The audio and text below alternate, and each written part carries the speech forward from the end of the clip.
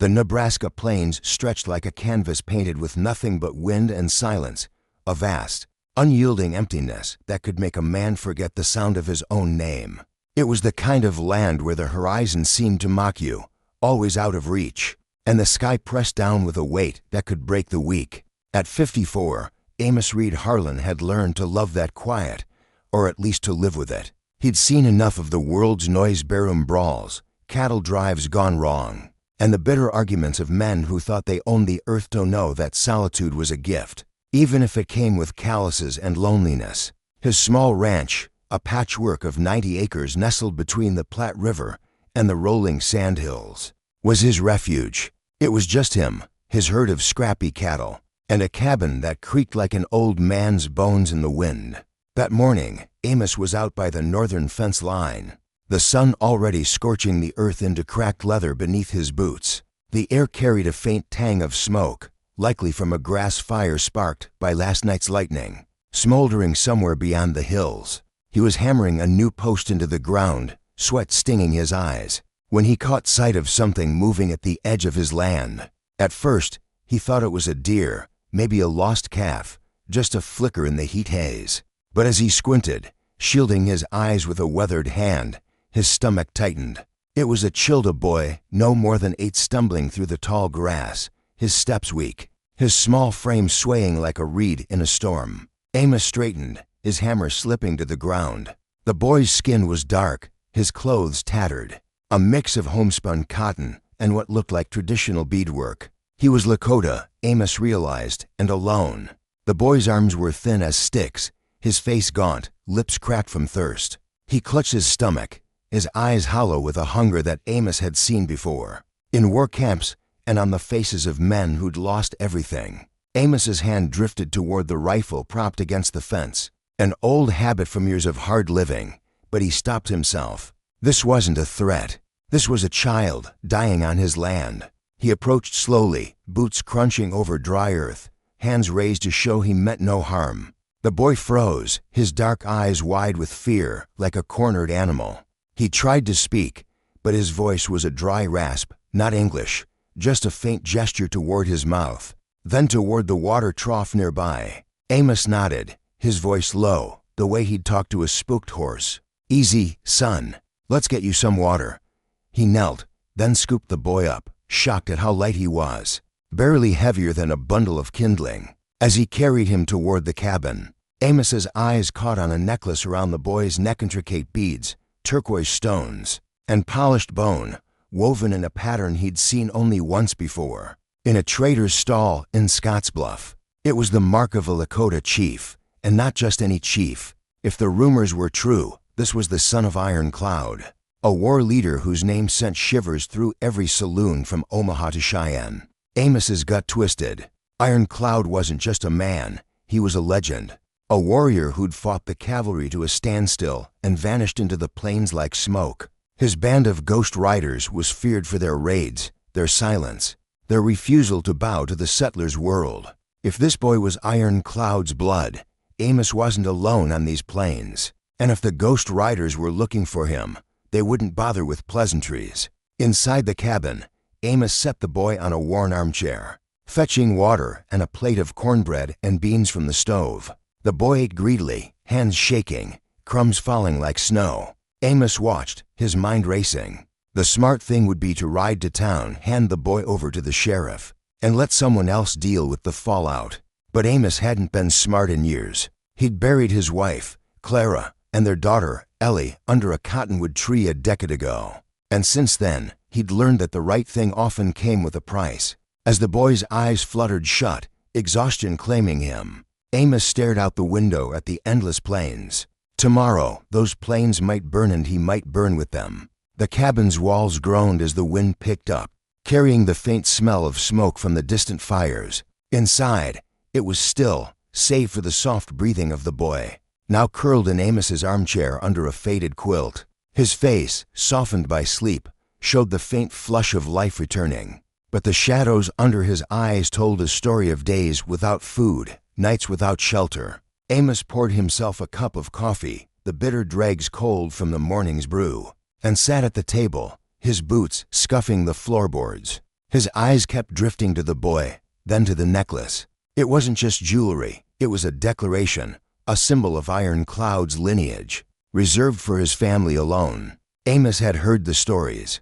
Iron Cloud was no ordinary chief. He was a phantom, a man who'd outwitted the army at every turn, whose ghost riders struck without warning and left no trace. Last spring, a trader in town had shown Amos a similar beaded piece, bragging it was worth a fortune because it belonged to Iron Cloud's kin. The trader had been drunk, but the beadwork was unmistakable turquoise and bone, woven with precision that spoke of sacred purpose. If this boy was Iron Cloud's son, Amos was holding dynamite in his cabin, and the fuse was already lit. A sharp knock at the door jolted him from his thoughts. Amos's hand hovered near the Colt revolver on the table, but a familiar voice stopped him cold. "Amos, open the damn door. It's Jed." He cracked the door to find Deputy Sheriff Jedediah Jed Callahan, dust coating his hat, his face grim. Behind him stood Rufus Tate, a local rancher with a mean streak and a habit of stirring trouble.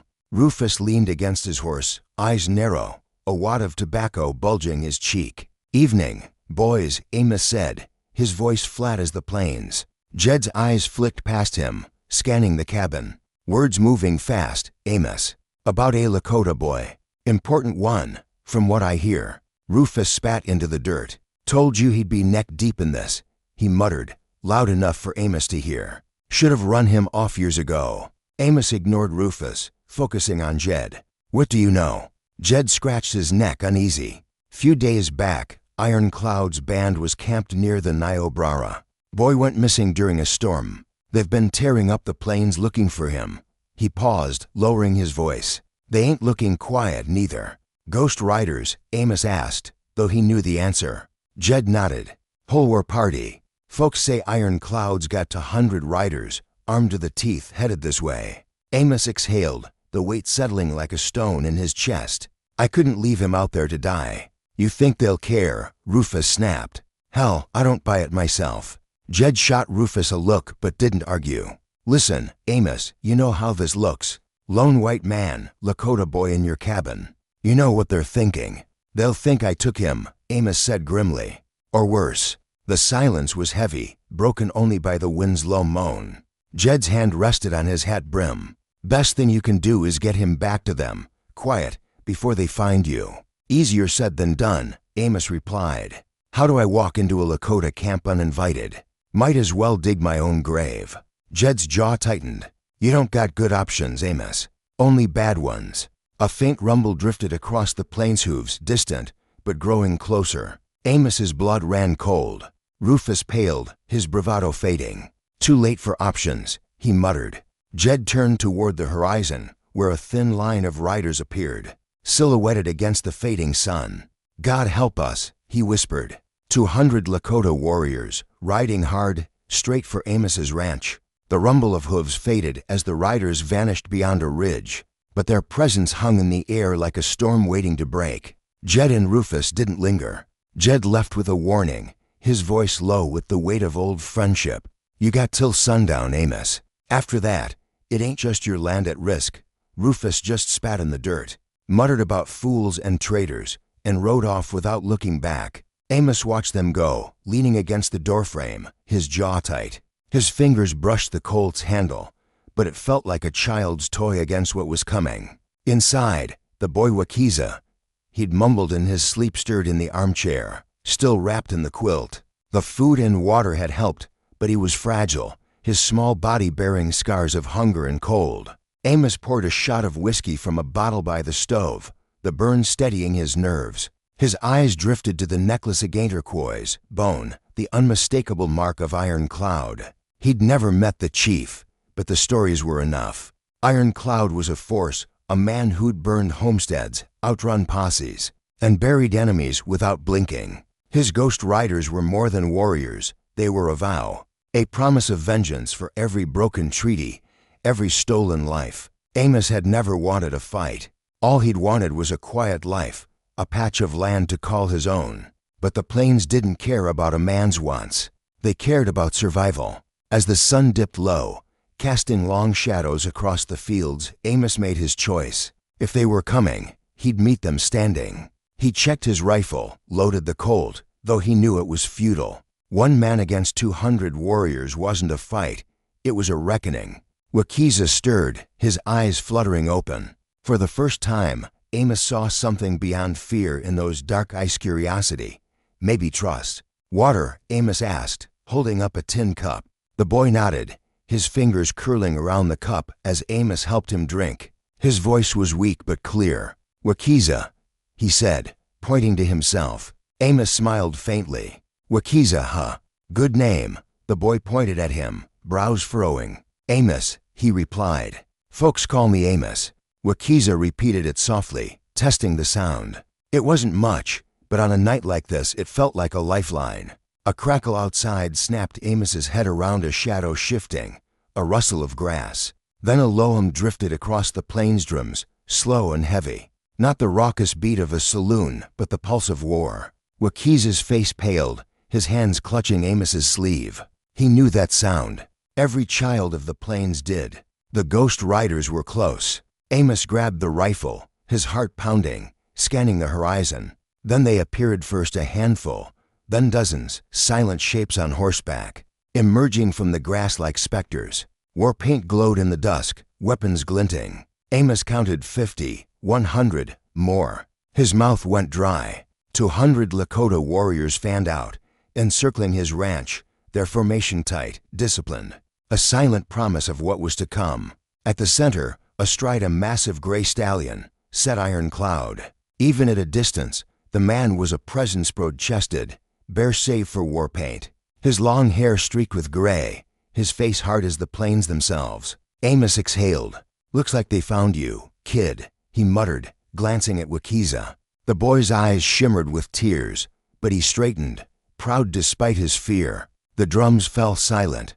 A voice rang out, sharp and clear, in accented English. "White man, return what is ours, or pay for your theft." Amos's grip on the rifle tightened, his pulse thundering. The war had come to his doorstep, and mercy would be the hardest fight of all. The last light of day bled across the plains, painting the land in shades of fire and shadow.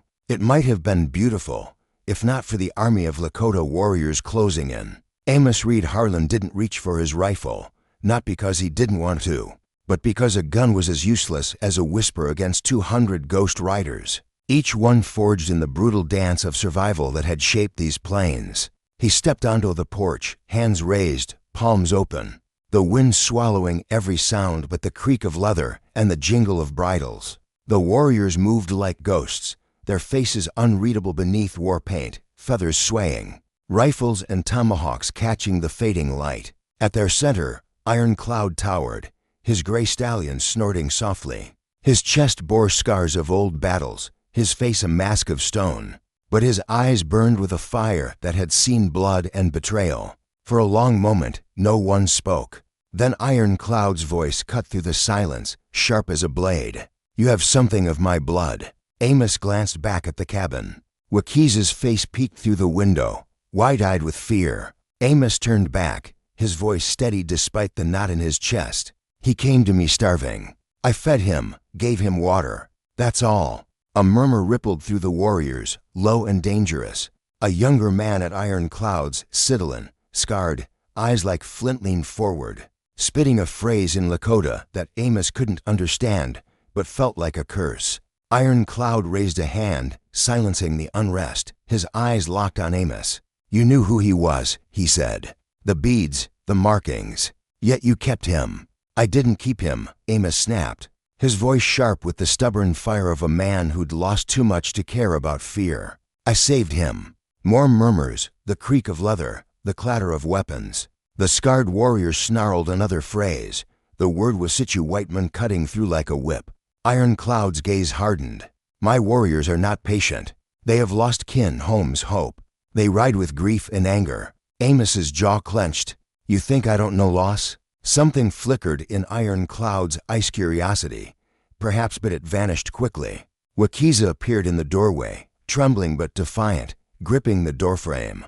The scarred warrior pointed at Amos, barking another phrase. Amos exhaled, knowing what came next if this went wrong: war, blood, ashes. He raised his voice, loud enough for all to hear. He's alive because I helped him. I don't want trouble with your people. I want peace." The scarred warrior spat in the dirt, his glare promising otherwise, but Iron Cloud studied Amos, his eyes narrowing as if peeling back layers of truth. "Peace is not given," he said. "It is earned." He gestured, and the warriors tightened their circle, a noose closing in. The drums began again, slow, heavy, like the march of fate. Amos understood own chance to turn this from slaughter to something else, and time was running out. The Nebraska plains darkened as the sun sank behind the hills, leaving a bruised sky streaked with crimson and ash. The air was thick with the promise of storm, the kind that could split the earth or drown it. Amos Reed Harlan stood on his porch, hands still raised. Facing the semicircle of 200 Lakota ghost riders, their war paint glowing faintly in the twilight.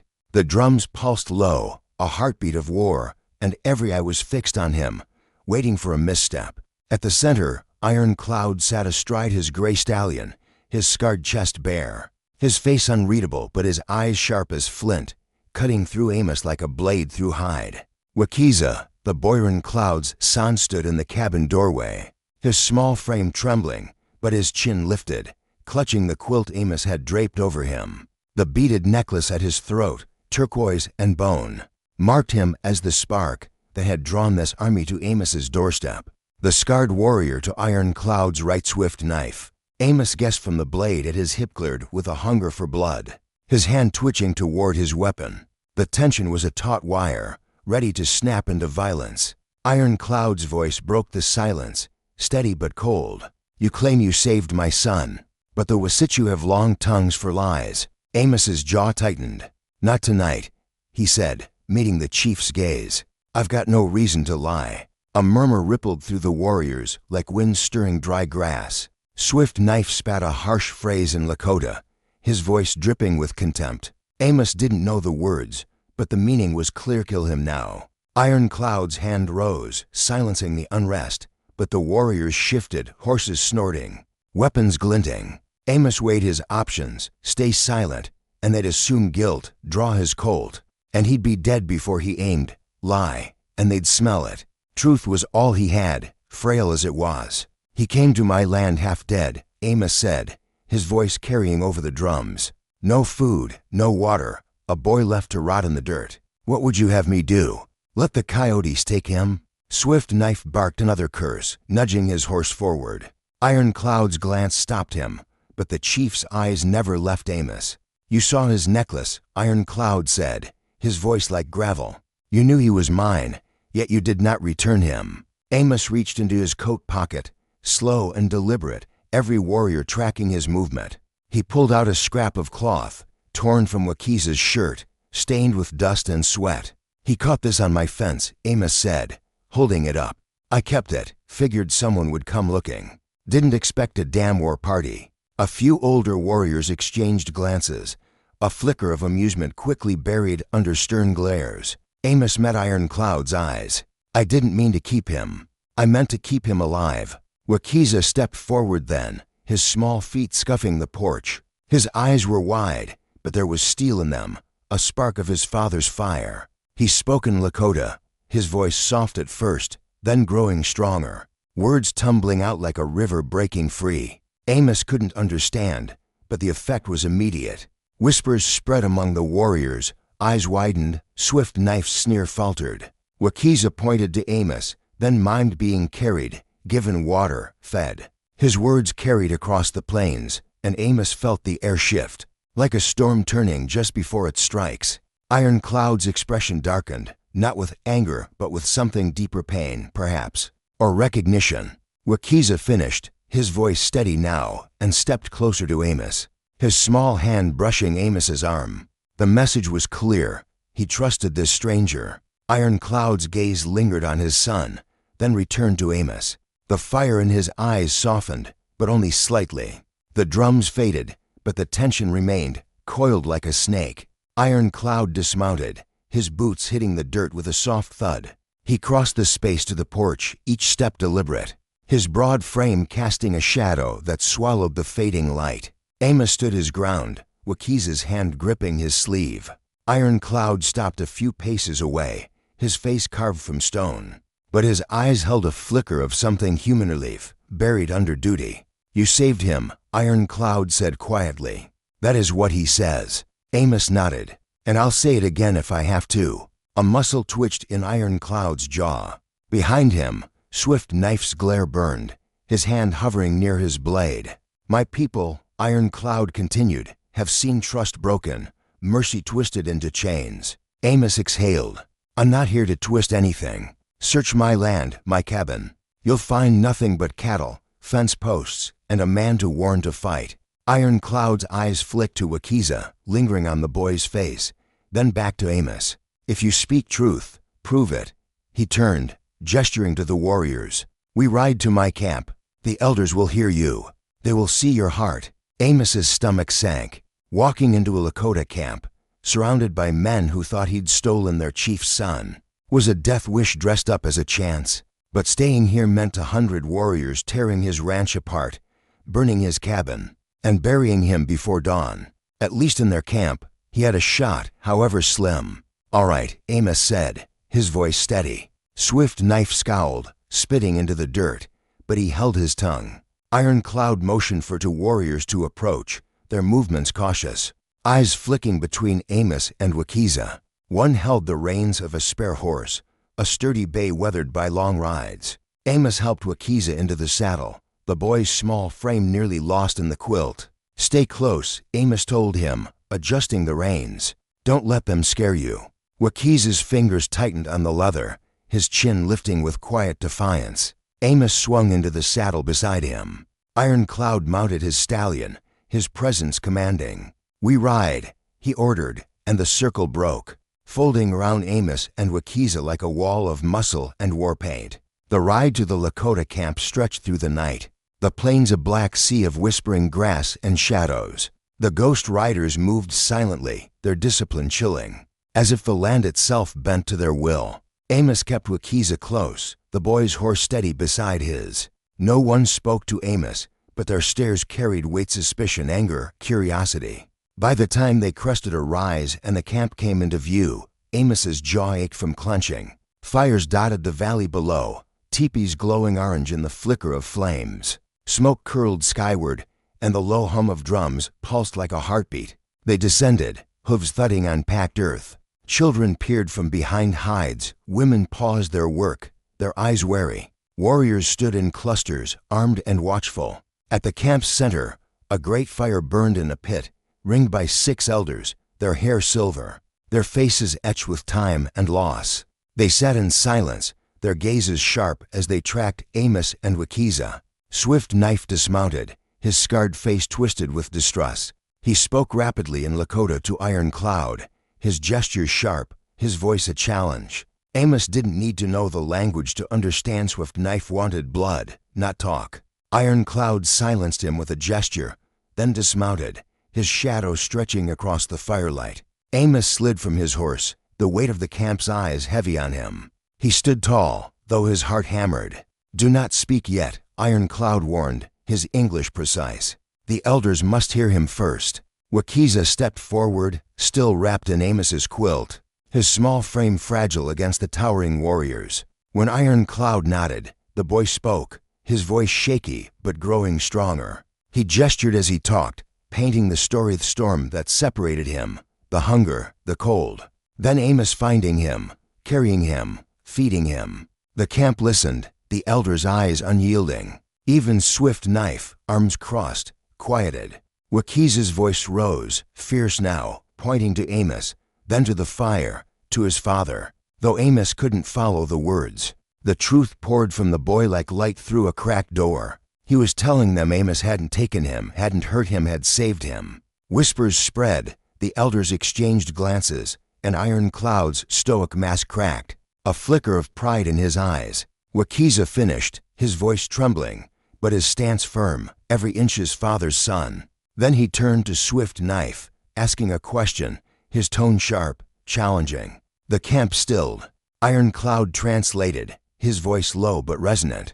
He asks, if your child were lost, starving, would you want a stranger to help, or leave them to die? The question hung in the air, cutting through the camp like a cold wind.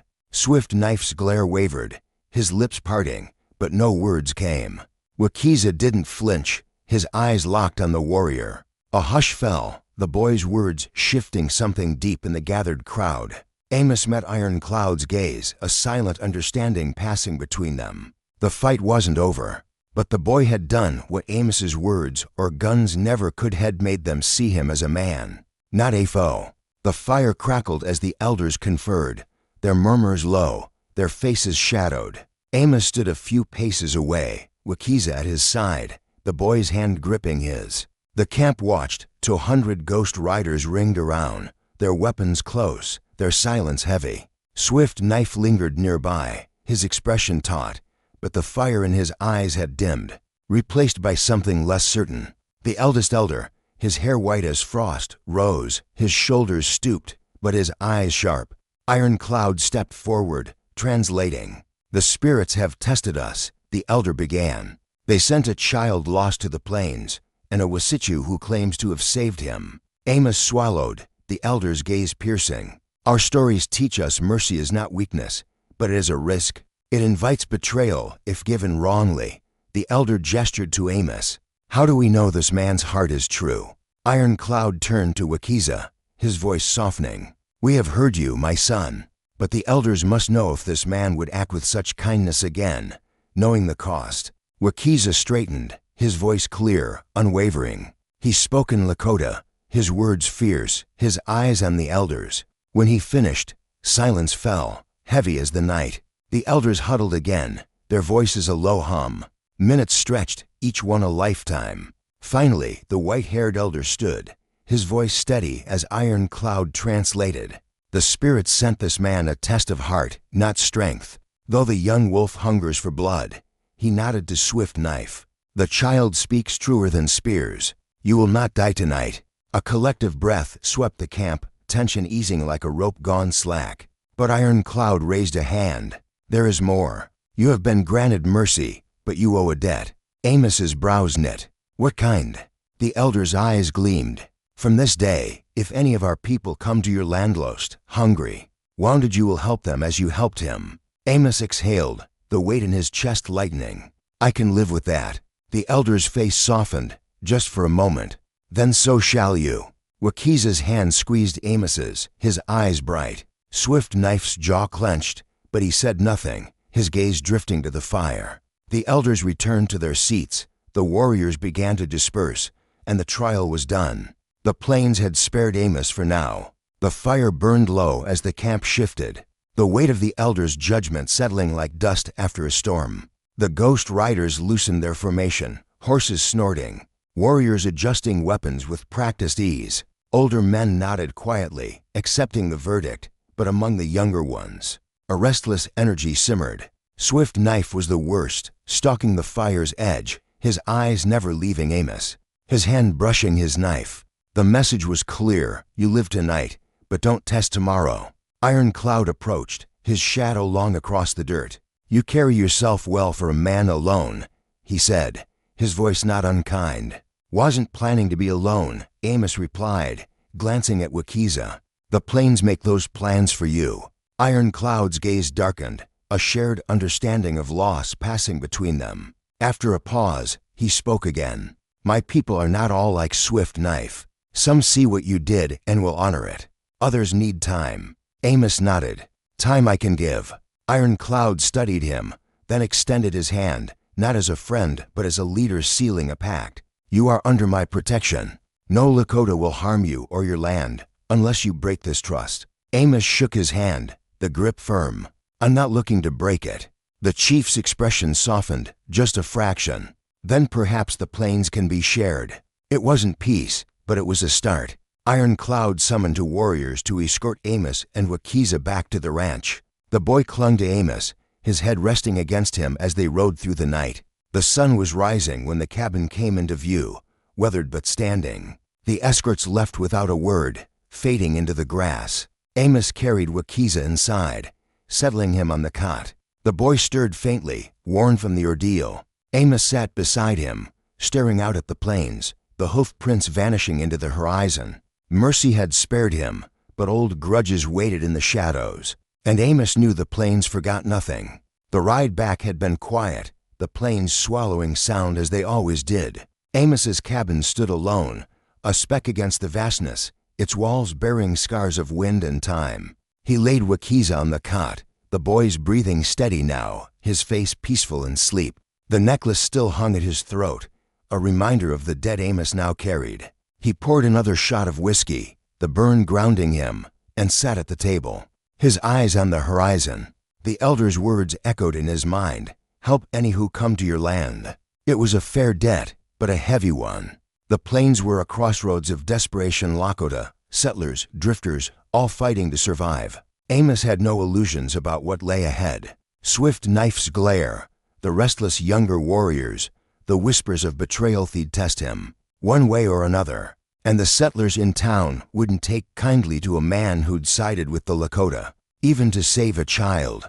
He'd heard the slurs in Scottsbluff, the mutters of traitor behind his back, but Amos had stopped caring what men thought the day he buried Clara and Ellie. Loss had a way of clarifying what mattered.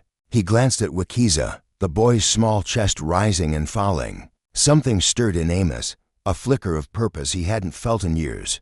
The plains had taken much, but maybe they'd given him something to a chance to be more than a man hiding from the world. He leaned back, the chair creaking, and closed his eyes. The drums were silent now, but their echo lingered, a reminder that the fight for peace was never truly won. The Nebraska plains woke slowly, the first light of dawn creeping over the hills like a cautious guest. Amos Reed Harlan sat on his porch, a tin cup of cold coffee in his hand, his eyes fixed on the horizon where the hoof prints of Iron Cloud's escorts had faded into the grass. The air was crisp, carrying the faint char of distant fires, a reminder that the land never rested easy. Inside the cabin, Wakiza slept on the cot, his small frame curled under Amos's quilt, the beaded necklace at her turquoise and bone still glinting at his throat. The boy's presence was a tether, binding Amos to a debt that felt heavier with each passing hour, to help any Lakota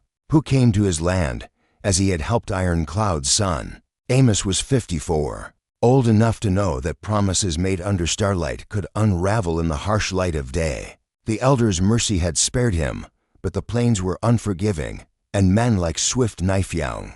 Angry, Scar didn't forget, nor did the settlers in Scottsbluff, whose whispers of traitor would only grow louder once word spread of his pact with Iron Cloud. Amos sipped his coffee, the bitterness grounding him. He'd buried his wife, Clara, and daughter, Ellie, long ago, and since then, he'd learned that survival wasn't about winning fights, but choosing which ones were worth fighting. The morning passed in quiet labor, mending a fence, checking the cattle, patching a leak in the cabin roof. Wakiza stirred near noon, his eyes brighter, his steps steadier. Amos gave him cornbread and water, and the boy ate slowly, watching Amos with a mix of curiosity and trust. "You stay long?" Amos asked, his voice soft. Wakiza shook his head, pointing to the plains. "Father comes," he said, his English halting but clear. Amos nodded, unsurprised.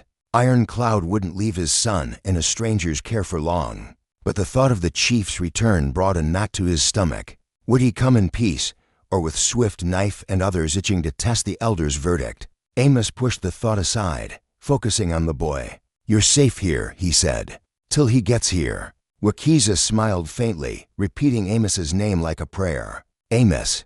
The day wore on, the sun climbing high, the plains shimmering with heat. Amos was out by the water trough, filling buckets, when he heard a low rumble, distant but unmistakable. Hooves, many hooves.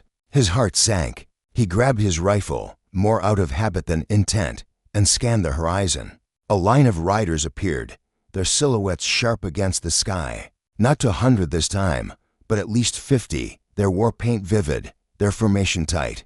At the center, Iron Cloud rode his gray stallion, his broad chest bare, his face stern but not hostile. Beside him, Swift Knife's glare cut through the dust, his hand resting on his blade. Amos set the rifle against the trough, hands raised as the riders approached. Wakiza ran to the porch, his eyes lighting up at the sight of his father. Iron Cloud dismounted, his boots thudding on the packed earth. The other warriors remained mounted, their silence a weight. Swift Knife spat into the dirt, his eyes never leaving Amos.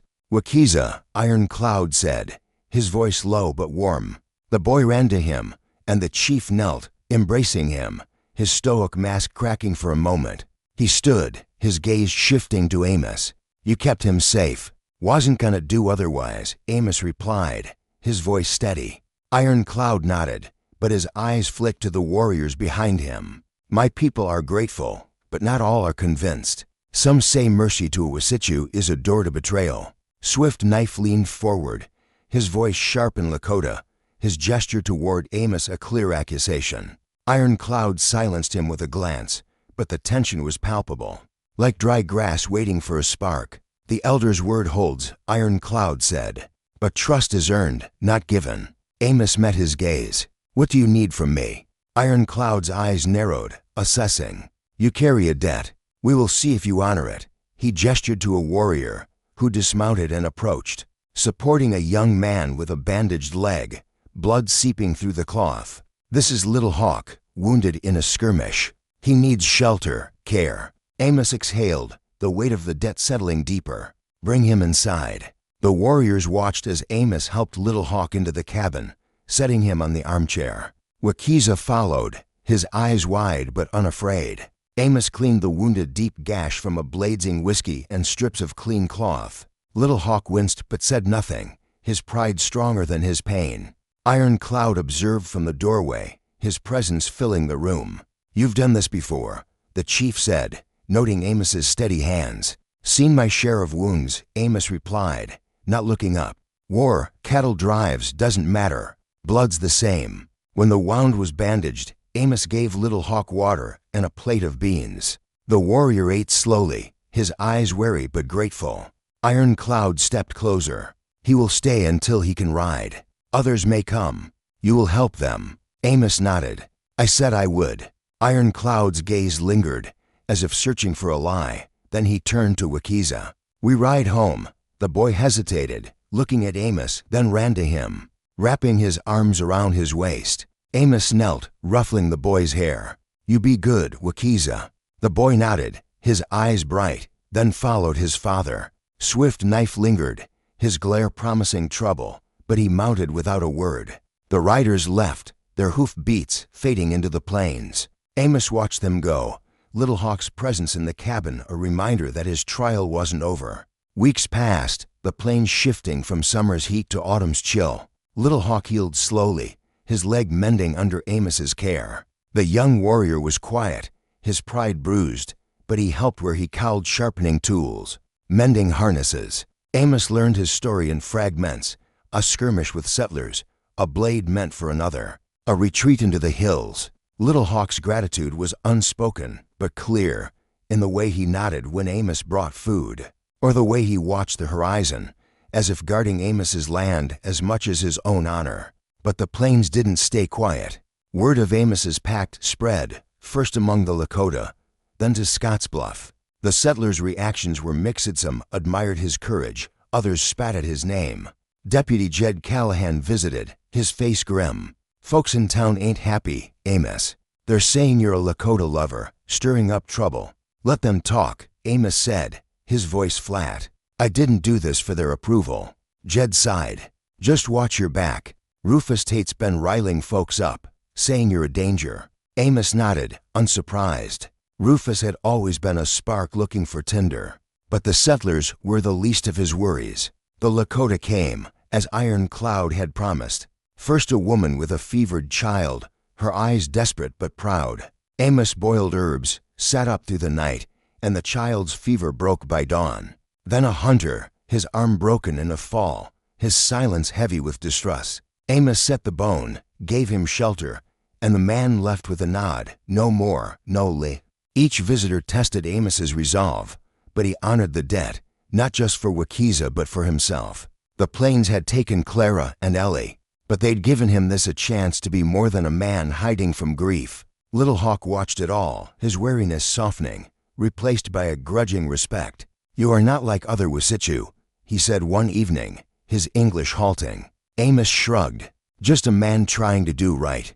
Little Hawk's leg healed, and he left with a quiet handshake, his horse vanishing into the hills.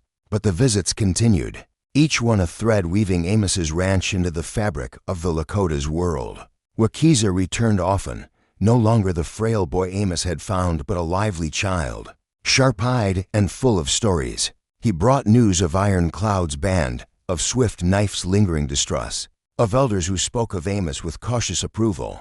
The settlers' anger grew, though, fanned by Rufus Tate's venom. One night, a rock shattered Amos's window, a scrawled note tied to it, "Traitor, leave or burn." Amos burned the note, his jaw tight. He'd faced worse than cowards who struck in the dark, but the threat lingered, a shadow over his days. A year after that fateful night, the plains were golden with autumn grass, the air sharp with the promise of winter. Amos was repairing a fence when Wakiza rode up, now taller, his horse steady under him. "Father comes," he said, his eyes bright. "He wants to see you." Amos's stomach tightened. Iron Cloud's visits were rare, each one a test. He nodded, following Wakiza to a rise overlooking the Platte River. Iron Cloud waited, alone, his gray stallion grazing nearby. His face was weathered, but his eyes held a warmth Amos hadn't seen before. "You have kept your word," Iron Cloud said, his voice low. "My people speak of you, not all with trust, but with respect." Amos shrugged. "Did what I said I'd do." Iron Cloud's gaze sharpened. "It is not easy to stand between two worlds. You have enemies among your own." "Always have," Amos said. "Doesn't change what's right." The chief nodded, a faint smile breaking his stoic mask. "Wakiza calls you friend. That is no small thing." Amos glanced at the boy, who grinned from his horse. "He's a good kid." Iron Cloud extended his hand, the gesture firm, final. "You are no longer a stranger to us. If you need us, we will come." Amos shook his hand, the weight of the moment settling deep. "Same goes for you." Iron Cloud mounted, Wakiza at his side, and they rode off, their silhouettes fading into the plains. Amos returned to his ranch, the cabin standing firm against the wind. The threats from town hadn't stopped. Rufus's men had burned a haystack last month, and the whispers grew louder, but Amos didn't flinch. He'd found something worth more than safety, purpose. Years passed, the plains cycling through seasons of fire and frost. Amos's story became legend, whispered in Lakota camps and settler saloons alike. The visits never stopped. Wounded warriors, hungry families, lost travelers.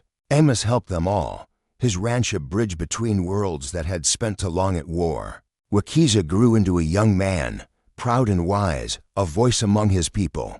He brought food each autumn, sharing meals with Amos by the fire, their stories blending English and Lakota into a language of their own. Swift Knife never softened, but he never struck, bound by Iron Cloud's word. The settlers' anger faded with time, Rufus's venom losing its sting as new troubles drew their focus. Amos's ranch never made him rich, but it made him vital, a man who'd turned a moment of mercy into a legacy. When Amos died, old and weathered, in his sleep by the fire, the Lakota came.